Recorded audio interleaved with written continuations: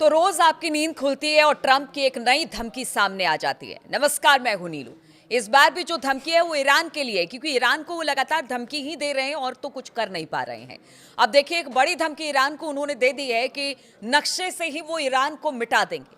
लेकिन आज ट्रंप ने जो धमकी दी है, बयान में जो उन्होंने कहा कि ईरान को नक्शे से मिटा देंगे, एक बार और किसी ने अमेरिका में सोचा था कि ईरान को नक्शे से मिटा दिया जाएगा, खत्म कर दिया जाएगा, पूरी तरह से तबाह कर दिया जाएगा।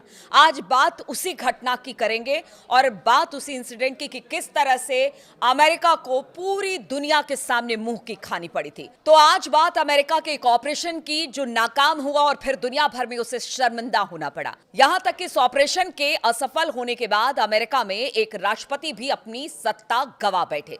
ये बात है ऑपरेशन ईगल क्लॉ की। दरअसल इस ऑपरेशन की नींव ईरान में साल 1979 में पड़ी थी, क्योंकि इसी साल ईरान में इस्लामिक क्रांति अपने चरम पर थी। ईरान के लोग पहलवी वंश के शाह मोहम्मद रजा का तख्ता पलट करना चाहते थे।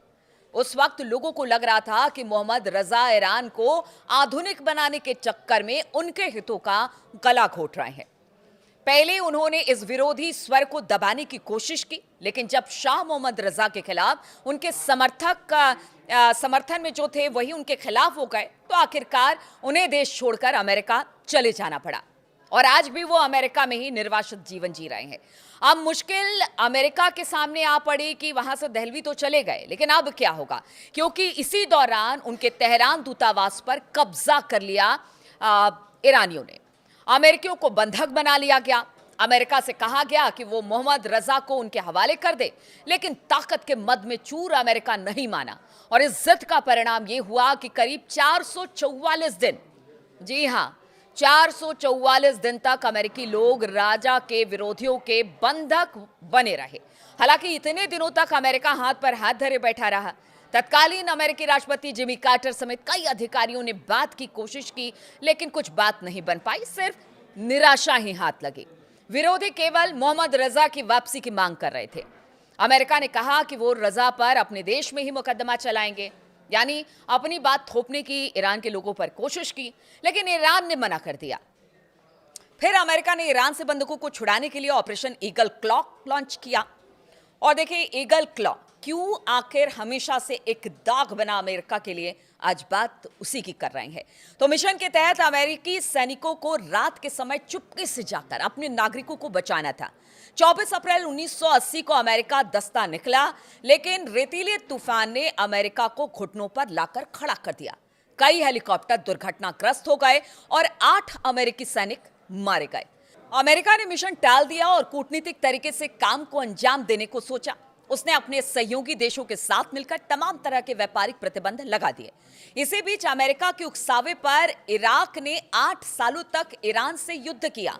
तब इराक की बड़ी ठनी हुई थी अमेरिका के साथ और बड़ी दोस्ताना संबंध थे, और उनके उकसावे पर ईरान से 8 साल युद्ध इराक ने किया। अमेरिका के इराक के साथ आकर बदला पूरा किया, यानी साथ में इराक के अमेरिका भी खड़ा रहा, जिससे कि ईरान को भारी नुकसान हो। इसमें काफी हद तक वो सफल भी हुआ। फिर ईरान ने यूनाइटेड नेशन से सहयोग मांगा। यूएन ने कहा कि ये सब तभी बंद होगा जब तक बंधक रिहा नहीं होंगे, यानी यूएन की तरफ से कहना था कि कुछ तो बीच का रास्ता आपको निकालना पड़ेगा।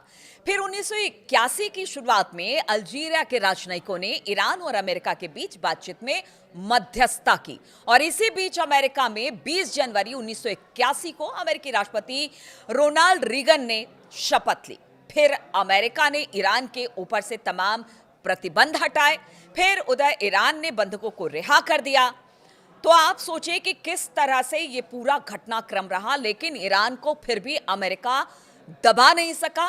दबा जो, चलिए ठीक है, थोड़ा बहुत नुकसान तो हुआ, लेकिन ईरान पर कब्जा नहीं कर पाया और उसमें वो असफल हुआ। और ये इतिहास में सबसे बड़ी सैन्य असफलता अमेरिका के लिए कही जाती है। अब देखिए, इस बार भी ऐसा ही हो रहा है। ईरान पर तमाम तरह के सैंक्शन लगाए गए, उनके परमाणु ठिकानों को अमेरिका और इजराइल ने निशाना बनाया, उसके बाद लगा कि अब बात नहीं बन रही है तो फिर सैंक्शन लगा दिया। उसके बाद ये हुआ कि नहीं, फिर से हमला करेंगे, लेकिन अभी तक हमला नहीं हुआ है, लेकिन हमले की आशंका से इनकार भी नहीं किया जा सकता है। तो क्या दूसरी बार अमेरिका इस इतिहास को दोहराएगा? क्या दूसरी बार उसे एक बड़ी असफलता हाथ लगेगी? जो जानकार हैं वो यही कह रहे हैं। अब इतिहास में सबसे बड़ी सैन्य असफलता इसे माना जा रहा है, क्योंकि अमेरिका का यह ऑपरेशन इतना महत्वपूर्ण था कि अगर यह सफल हो जाता तो वो दुनिया में अपनी शक्ति और रणनीति दिखा देता।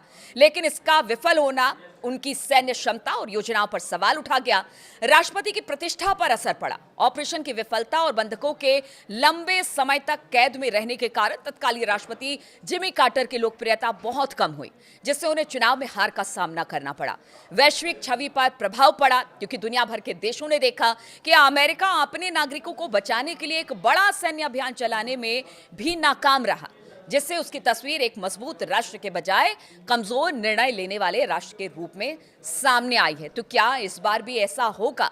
क्या ट्रंप भी वो राष्ट्रपति बनेंगे जिनको लेकर कहा जा रहा है कि जिस तरह के फैसले ट्रंप ले रहे हैं, वो फैसलों को लेकर क्या अमेरिका को इसी तरह से पीछे धकेलेंगे? बात और सवाल बहुत हो रहे हैं। तमाम जगहों पर ट्रंप के फैसले की आलोचना हो रही है, उनके घर में भी आलोचना हो रही है। अब आपको एक बात बता दे कि आज तक ईरान पर कब्जा क्यों नहीं कर पाया। अगर भौगोलिक स्थिति की बात की जाए ईरान की, तो एक तरफ फारस की खाड़ी है, ओमान की खाड़ी है, कैस्पियन सागर है, चारों तरफ ईरान जो है वो पर्वतों से घिरा हुआ है। बड़ा मुश्किल होता है किसी देश को उस पर हमला करना और उस पर हमला करके उस पर कब्जा करना। अब देखिए, बहुत सारे जो आक्रांता थे उनका साम्राज्य भी यहाँ पर स्थापित नहीं हो सका। रोम, मंगोल, अरब, तुर्क लगातार कोशिश करते रहे कि वो ईरान पर किसी तरह से कब्जा करे, लेकिन वो सफल नहीं हुए।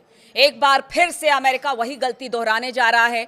अमेरिका ने अपनी तैयारी पूरी कर ली है, ईरान को लगातार धमकी दी जा रही है, लेकिन क्या एक जो बड़ी विफलता अमेरिका के खाते में है, क्या अब दूसरी विफलता भी ईरान को लेकर अगर अमेरिका हमला करता है तो उसके खाते में दर्ज होगी?